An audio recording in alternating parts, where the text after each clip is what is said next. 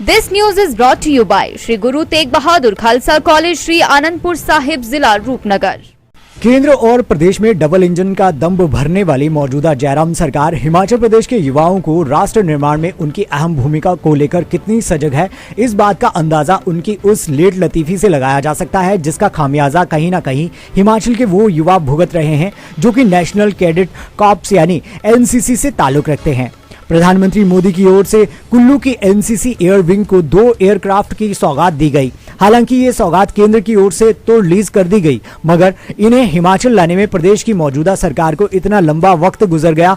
जब इस बाबत केंद्रीय रक्षा राज्य मंत्री अजय भट्ट से सवाल पूछा गया तो उन्होंने साफ तौर पर कहा कि ये बात उनके ध्यान में है। हिमाचल तो यहाँ पर पर्यटन का खजाना है, ये देवभूमि है।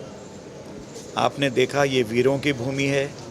यहाँ पर हमारे बड़ी संख्या में सैनिक हैं और एक से एक बढ़कर यहाँ टूरिस्ट प्लेसेस हैं। हम डलहौजी में गए, देखने लायक है और वो पर्यटन स्थल भी है और आर्मी के बारे में उसकी एक हिस्ट्री है, कैसे डलहौजी बना। उसके बाद कल हम दूसरे स्थान पर गए थे। आज हम यहाँ पर जितना भी यहाँ पर आर्मी है वहाँ और एनसीसी और पर्यटक जितने भी यहाँ पर आ रहे हैं उनसे भी मैंने इंटरेक्शन किया कई जगह। बैजनाथ भी देखा और जो अभी मंत्रियों का यहाँ पर एक सम्मेलन हो रहा है, एक समिट हो रही है, सारे टूरिज्म के मिनिस्टर्स ऑल इंडिया के, वो आज यहाँ पर सब धर्मशाला में हैं, उनके बीच में भी गए। तो इस तरह से कैसे देश और आगे बढ़े पर्यटन के क्षेत्र में, अन्य चीज़ों में तो काफ़ी बढ़ रहे हैं क्योंकि कोरोना ने पर्यटन को थोड़ा सा पीछे धकेला है। उसमें भी हमने अवसर देखा, माननीय मोदी जी ने अवसर तलाशा और हमने अपने पर्यटन को नीचे नहीं आने दिया। इंटरनेशनल लेवल पर तो कम हुआ सारे ही लोगों का, लेकिन देखो अपना देश जो हमने चलाया, लोगों को अपने देश की जानकारी नहीं है। वो इंग्लैंड, अमेरिका, थाईलैंड और अन्य जगहों की बातें ज़रूर लाते हैं, जापान, स्विट्ज़रलैंड, ये बातें लाएंगे, लेकिन ये स्विट्ज़रलैंड से कम है क्या? हमारा JNK है, हमारा हिमाचल है, हमारा उत्तराखंड है, हमारा नॉर्थ ईस्ट है, ये भरा है, हरा भरा है और खजाना है यहाँ पर।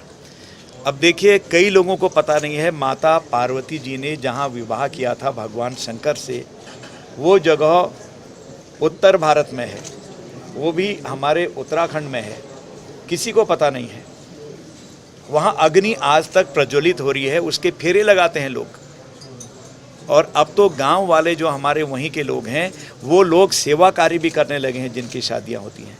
वैसे ही हमारे हिमाचल में ऐसे हिडन प्लेसेस हैं जिनका ऐतिहासिक महत्व है। ऐसे प्लेसेस को हमको उभार के लाना है, दुनिया के सामने रखना है। वैसे ही केरल से लेकर हम यहाँ तक JNK तक देखें, एक से एक ऐसी चीज़ें हैं कि जो लोगों को विस्मय में डाल देती है। क्या ऐसा होता होगा?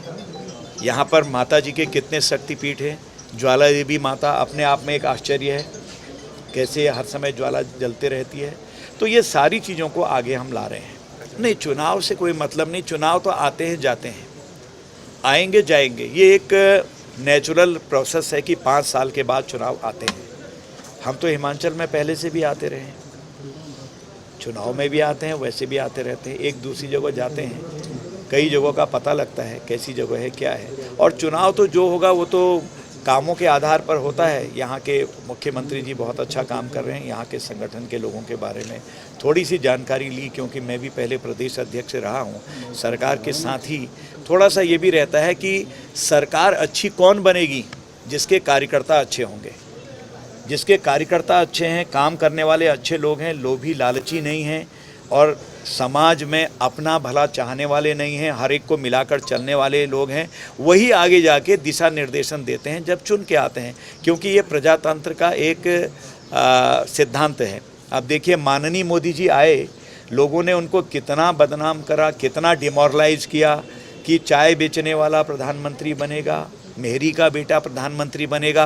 प्रधानमंत्री ही नहीं बने, दोबारा बने और 3 बार वो, आपको पता है, पहली बार, दूसरी बार, इस बार तीसरी बार वो जो रेटिंग है, उस रेटिंग में वर्ल्ड की रेटिंग है, पूरे विश्व की रेटिंग, उसमें नंबर 1 पर रहे हैं। यह हम देश के लिए बहुत ही, हम सारे देशवासियों के लिए बहुत ही गौरव की बात है। तो ये चीज़ें चलती हैं जब होता है। आज देखिए आर्मी हमारी चाक चौबंद है, सीमाएं हमारी पूरी तरह से सुरक्षित हैं, जल में, थल में, नभ में हम बहुत मजबूती से आगे आ रहे हैं। मैं अभी एनसीसी कैडेट से यही कह रहा था, आप देश के भविष्य हैं। आपका उठने का, बैठने का, नाश्ते का, लंच का, डिनर का, पढ़ाई का, व्यायाम का टाइम टेबल होना चाहिए। टाइम टेबल होगा तो आप आगे बढ़ेंगे। अभी ये पायलट बनेंगे, इन्हीं में से हमारे एयरक्राफ्ट उनको सिखाएंगे, घुड़सवारी सिखाते हैं। हर चीज़ में हमारे कैडेट्स परफेक्ट होके आगे बाहर निकलते हैं। सी सर्टिफिकेट जिसने ले लिया उसका रिटर्न टेस्ट नहीं होता है, सीधे सीधे वो आर्मी में आ गया, ऑफिसर बन गया। हाँ बिल्कुल, हम स्टेट गवर्नमेंट से कहेंगे, उन्होंने अभी पंजाब में रखे हुए हैं, मेरे अंदाज से हमारे 2 एयरक्राफ्ट हैं, वो बच्चों को सिखाएंगे। थोड़ा यहाँ पर एयर स्ट्रिप की प्रॉब्लम है, आप जानते हैं पहाड़ी क्षेत्र में दिक्कत आती है।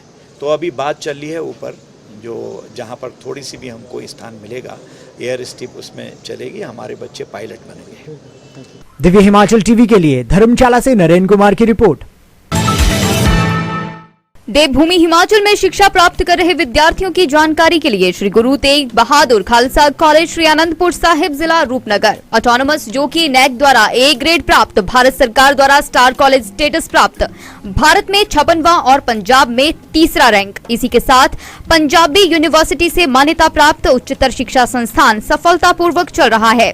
सत्र 2022-23 के लिए दाखिले शुरू हैं। 12वीं के बाद BBA, BSc agriculture, BSc artificial intelligence and data science, BSc honours physics, chemistry, mathematics, medical and non medical, वीवर्क, pharmaceutical chemistry, software development, industrial microbiology, food processing, sustainable agriculture, retail management, hospitality and journalism, BCom honours, BCom accounting and finance. इसके साथ ही स्नातक पाठ्यक्रम में किस विषय में विद्यार्थी अपनी रुचि अनुसार चयन कर सकते हैं।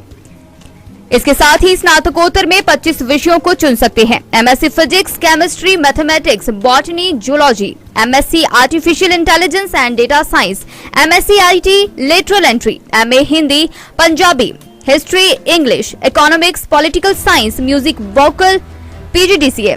इनमें से चुने हुए विषयों के आधार पर छात्रवृत्ति प्राप्त कर सकते हैं। 90% अंक प्राप्त कर चुके विद्यार्थियों को कॉलेज अपनी तरफ से सहायता अनुदान देता है।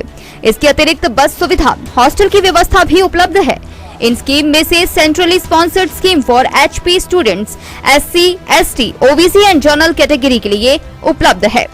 अपने सुनहरे भविष्य के लिए और अपने बच्चों के समावेशी विकास के लिए श्री गुरु तेग बहादुर खालसा कॉलेज में दाखिला लें। अधिक जानकारी के लिए संपर्क करें 9988 119876।